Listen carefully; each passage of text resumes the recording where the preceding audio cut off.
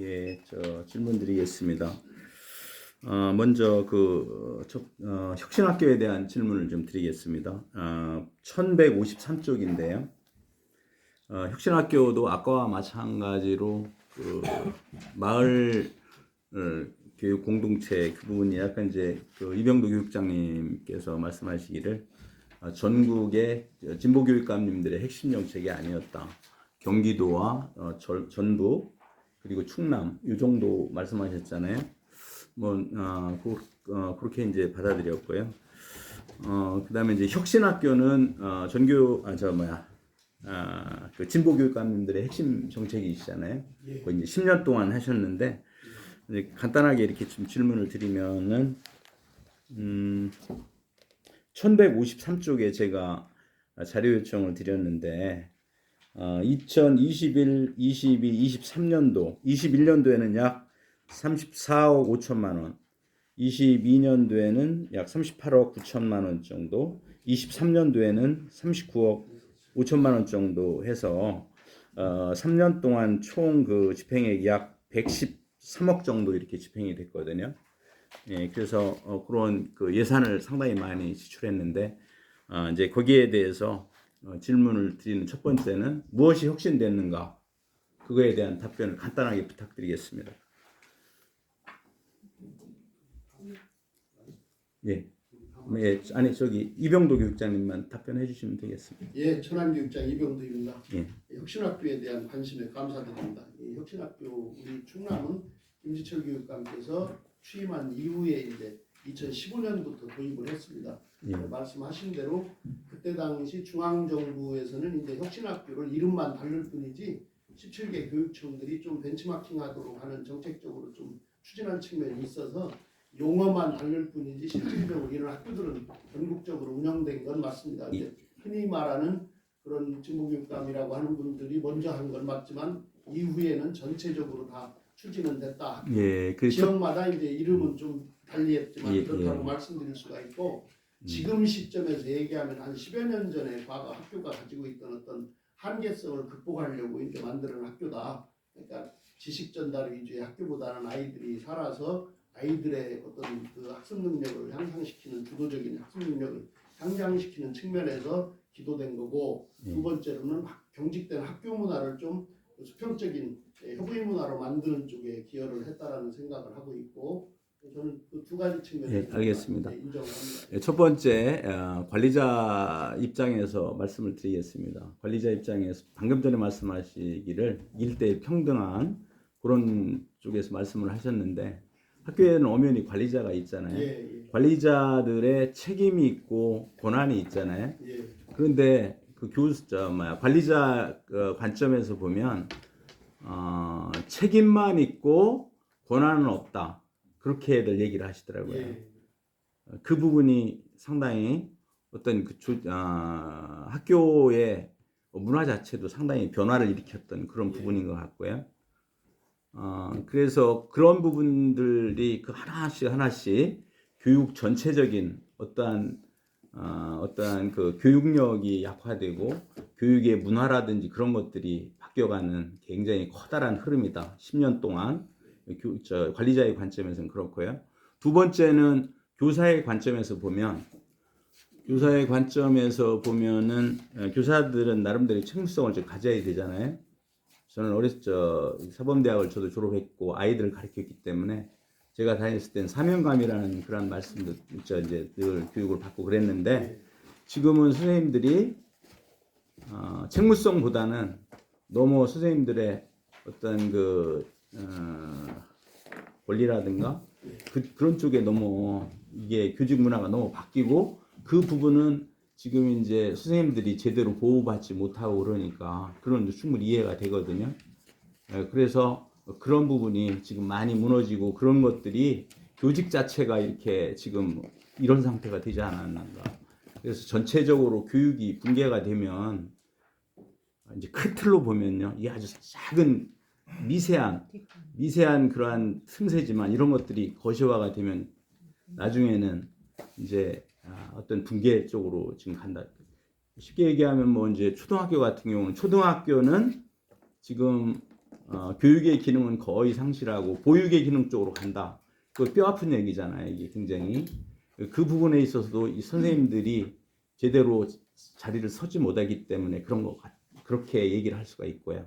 그리고 세 번째는 학부모님의 관점에서 보면 학부모님들은 그 학교에서 하는 거 그거 제대로 하지 않고 학교에 대해서 선생님들이 하면 믿지 않고 오히려 공교육보다는 사교육 쪽으로 이렇게 가고 그런 거 자체가 이게 교육을 총체적으로 이게 무너뜨리는 거고 그렇게 하다 보니까 사교육비가 많이 들고 그러다 보면 아이들 낳기 어렵고 그래서 우리나라의 저출산 문제에 커다란 그 근본적인 원인이라고 제가 그렇게 생각을 하거든요. 그래서 제가 말씀드리고 싶은 건 혁신이 된 게 10년 동안 혁신이 된 게 과연 뭐냐? 긍정적으로 됐느냐, 부정적으로 됐느냐?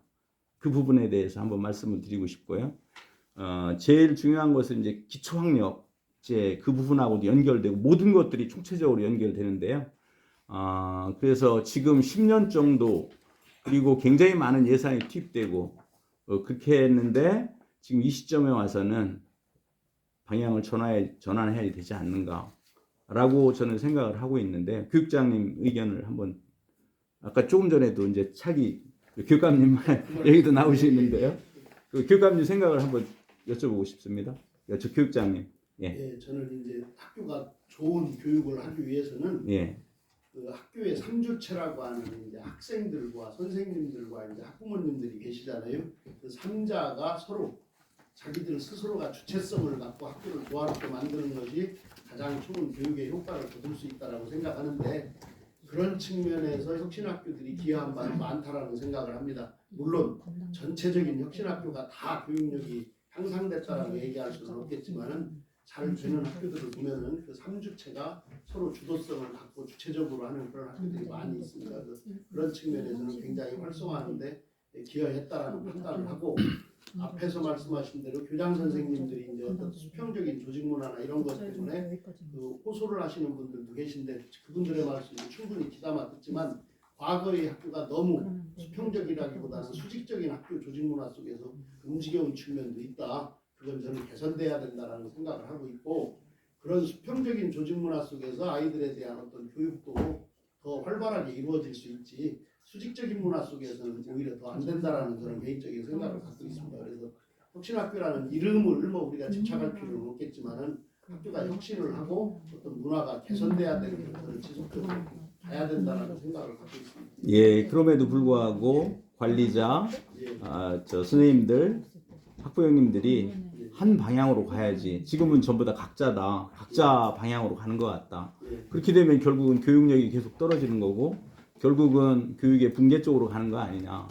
그런 좀 큰 틀에서 우리가 보면 운영하는 720개의 학교 중에 이제 130개 정도가 혁신학교니까 현재 교장 선생님들 중에서 예. 본인들이 혁신학교에 가고 싶지 않으시면은 예. 가실 수 있는 얼마든지 있습니다. 근데 예. 바깥에 있는 분들이 그런 말씀을 하실 수는 있지만 그 부분에 대해서 예. 이런 질문을 다시 드리고 싶은데 혁신학교 근무하시다가 교장 선생님들 힘드시니까 또 가시잖아요. 충분히 그럴 수. 그러니까 거기 가시는 학교 없다 보니 거기를 또 이제 좀 뭐라 그럴까 교장 공모제로 또 채우잖아요. 교장 공모제로 채워버리면은 이게 교장 공모제라는 게 그 서열을 파괴하는 거잖아요. 선생님들이 그래서 젊은 선생님들 곧 들어가고 굉장히 많은 앞으로 일정 그리고 제가 들어봤더니 그 교장 공모제로 거기 임용되게 되시면 그 8년 교장 선생님들이 하신 8년에 거기 또 빠진다고 그러더라고요. 예. 그래서 그 교장 공모제로 가시는 분들은 또 어떠한 뭐라 그럴까 교육청의 핵심 정책 그쪽 부분에 아주 근접해 있는 분들이 그쪽으로 가시고 제가 그렇게 얘기를 들었거든요. 그건 맞는 얘기죠. 좀 그런 측면도 뭐 있기는 하겠지만 다 그렇지는 않습니다. 예. 그 지역 사회에서 원하는 교장을 그 공모를 해서 받아들이는 거기 때문에 교육청에서 크게 개입을 해서 뭐 누구를 보내고 하는 그런 시스템은 아니에요. 예, 그리고 아까 이제 말씀하시기를 혁신학교가 164개 130. 예, 그렇지만 지금 현재는 제가 알고 있기로는 혁신학교, 혁신미래학교, 혁신동행학교, 혁신학교 같은 경우는 연간 그 예산액이 2천에서 4천, 예, 그렇습니다. 혁신동행학교는 500만 원 정도. 예. 그럼에도 불구하고 혁신학교에 다 저기를 하지 못하니까 그런 이념은 그대로 가지고 가되 혁신 동행학교로 지금 거의 다 그런 쪽으로 지금 가고 있는 거 아닌가요? 이제 오전에 아산교육장님도 말씀하셨듯이 우리 교육청이 한의학교 사업선택자라는 걸 활용을 해요. 그래서 혁신학교가 아닌 학교일지라도 예. 다른 사업 속에서 2, 3천만 원 정도 사업을 책정해서 가져가는 걸 다반사입니다. 그래서 혁신학교만 그 예산이 들어갔다라고 하면은 혁신학교 예산은 그 학교만 받았겠지만 다른 학교들은 또 다른 선택지가 또 있어요.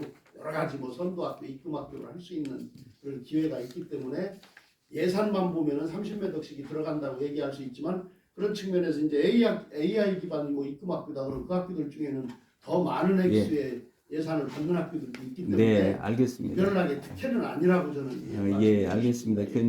그 이제 10년 동안 이렇게 쭉 운영을 하셨는데 그럼에도 불구하고 학교가 혁신되고 좋은 방향으로 가고 교육력이 강화되고 아이들을 학교에만 맡기면 되고 그런 상태로 가면 얼마든지 해야 되겠죠.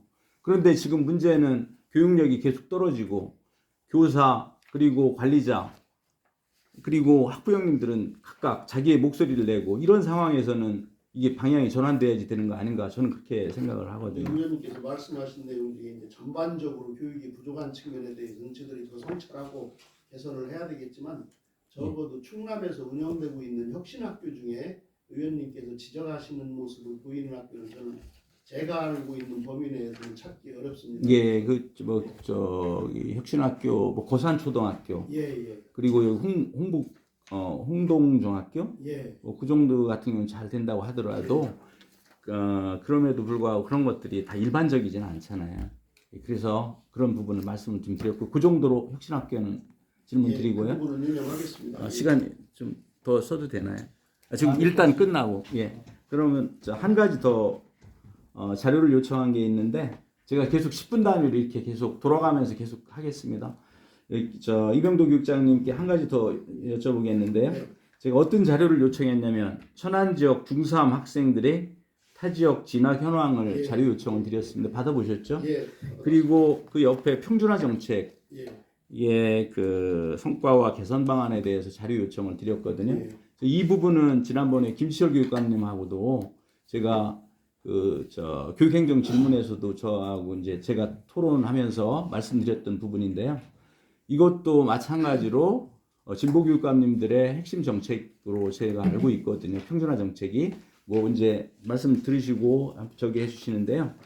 그때 제가 이제 그 비평준화에서 평준화, 그 다음에 그 과정을 제가 평준화, 비평준화, 비평준화, 평준화, 비평준화 그걸 다 제가 과정을 봤거든요. 천안에서 보면서 그때 평준화의 논리가 뭐였었냐면 그때 사교육비가 굉장히 많이 든다. 그리고 경쟁이 치열하다. 그런 논리를 많이 내세운 주 목적이었습니다.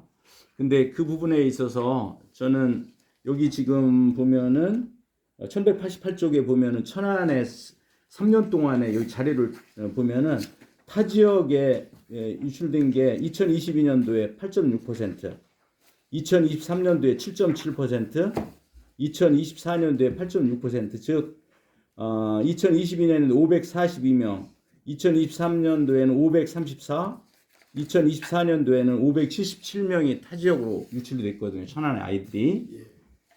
그리고 뭐 이제 다양한 학교로 갔지만 과학고라든가 일반고라든지 외국 고등학교라든지 특성화고로 이렇게 갔는데요. 결론은 뭐냐면 천안의 평준화 이전에는 나름대로의 천안의 일반계 고등학교가 학교의 특성을 살리고 나름대로의 그 잘하는 학교는 잘하는 학교 나름대로의 거기에 대해서 그 잘하는 학생들 나름대로의 어떤 그 저기가 됐는데 지금은 평준화가 되면서 이 자체가 완전히 무너져서 학교의 전통도 완전히 무너지고 그리고 학교의 독특한 교육 프로그램도 다 무너졌어요. 그래서 그 자체로 천안에 좀 우수하다라고 하는 그래도 상위권이라고 하는 학생들이 천안의 교육 자체를 신뢰하지 못하니까 저 타시도로 이렇게 다 유출된 거 아닌가요?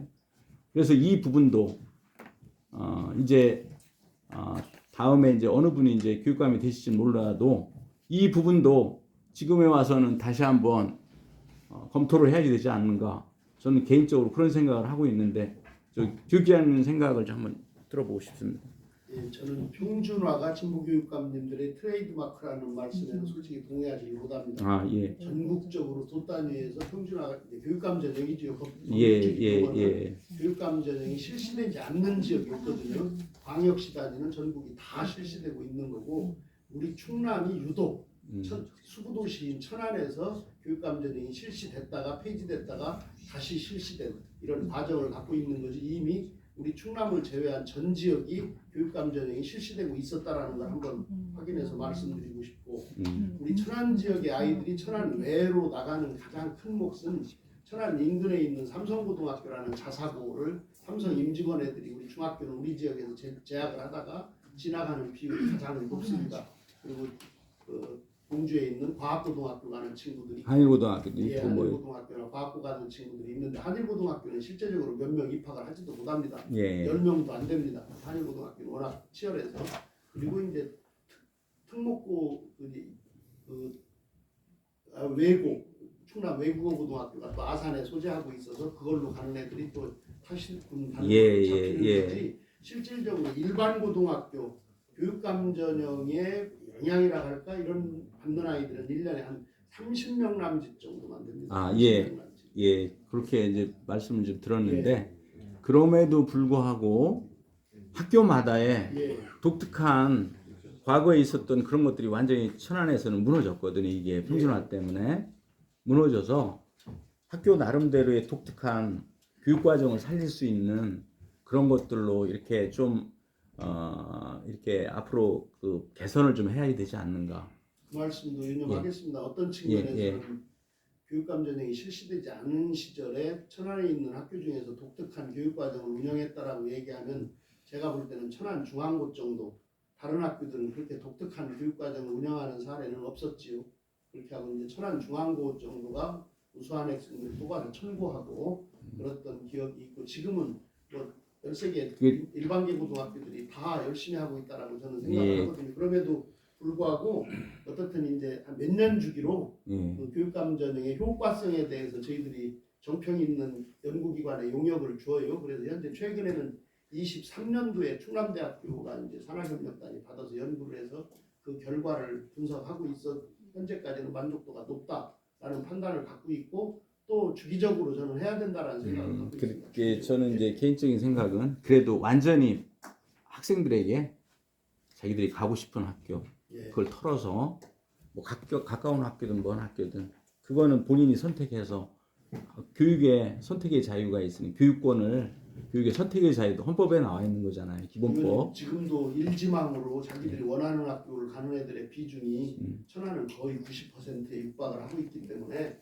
실질적으로 두세 개 학교를 제외하고는 자기들이 일지망한 학교를 배정되는 결과가 있거든요. 그래서 어떻든 부족한 부분은 저희들이 보완하겠습니다. 예, 저희는 뼈 아픈 부분은 학교 나름대로의 독특함이 없어졌습니다. 지금. 그 부분은 좀 더 저희들이 운영하겠습니다.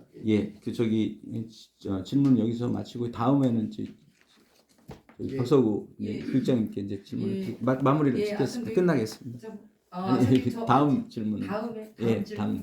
아니 저희 아산도 사실은 평준화 정책 교육감 전형 하고 있습니다. 그래서 좀 전에 천안 교육장님 말씀이 계셨는데 저희도 그 용역을 줘서 그동안에 운영해온 만족도 조사를 실시했었습니다. 그랬는데 학생들도 거의 90% 이상이 만족도가 높았고 그리고 이제 학부모들도 87.9%의 그런 좋은 그런 성과를 말씀해 주셨습니다. 그리고 함께 해주시는 고등학교 선생님들에게도 조사를 해봤더니 그동안에 이제 처음에 좀 어려움이 있고 했는데 점차적으로 지금 23년 6월에 실시했을 때는 교사들도 85.8% 이렇게 좀 그 만족도가 높은 것으로 보았을 때 현재 아이들의 그 교육과정 운영에 관련된 부분 이런 거에 대해서 많이 좀 이제 좀 성장했다 이런 생각을 좀 갖고 있고요.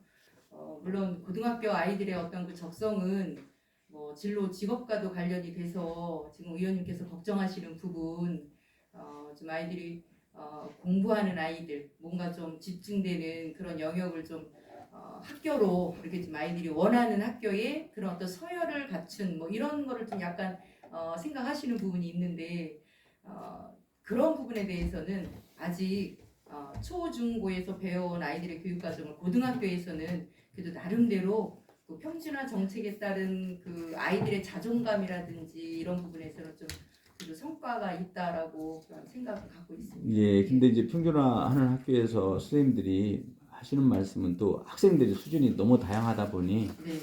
그게 학업 성취도라든가 그런 부분에 있어서 좀 어려움도 그런 말씀을 하시고요. 지도하시는 입장에서는 네. 아무래도 예, 아이들의 수준 차이가 많이 나고 하면 그 어떤 그런 개별학습이나 아이들에게 적중한 그런 맞춤형 수업이 좀 어려울 수도 있겠죠. 예. 예, 그래서 저는 이 평준화에서 가장 핵심은 아이들이 정말로 그냥 프리로 내붙어서 예. 아이들이 그냥 가고 싶은 학교, 가까운 학교 가든 먼 학교 가든 그렇게 하고 또 그렇게 되면 학교 나름대로의 어떤 그 색깔도 나타나고요. 그런 게 민주주의에서는 굉장히 중요하고 그게 개성이 중요한 거잖아요. 독특함이. 평준화라는 좀 그런 관점에서 말씀을 드렸습니다. 예, 예, 잘 알겠습니다. 네, 이상입니다. 네, 유성재 의원님 수고하셨습니다. 유성재 의원님께서 220만 도민을 대표해서 혁신학교와 평준화에 대해서 질의를 하셨어요. 질의하시는 유성재 의원님께서는 걱정을 가득 담아서 질의하시는데 이병도 교육장님과 박수호 교육장님의 답변은 아무 문제가 없다. 이렇게 답변을 주시는데 어떻게 해석을 해야 되는지 참 난감합니다. 예를 들어서 고교 평준화 관련해서는 연구 용역을 하셔서 문제가 없다 이렇게 어떤 답을 받았다라고 하는데 일선에 계신 학부모들은 충남 교육이 이대로 가도 좋은가라고 하는 걱정에 사로잡혀 계시고요. 이병도 교육장님께서 혁신학교 일선에서 아이들을 가르쳤던 유성재 위원님께서는 문제가 많다라고 지적하시는데 이병도 교육장님께서는 또 혁신학교 특별한 문제가 없다 이렇게 말씀을 하십니다. 어떻게 이렇게 교육에 관련해서 교육 공동체가 함께 논의하는 자리인데 너무나 이렇게 의견이 틀릴까요? 우리 시사하는 바가 저는 굉장히 크다고 봅니다. 이 부분은 계속 우리가 행동을 해가면서 대화를 한번 해보시기로 하죠.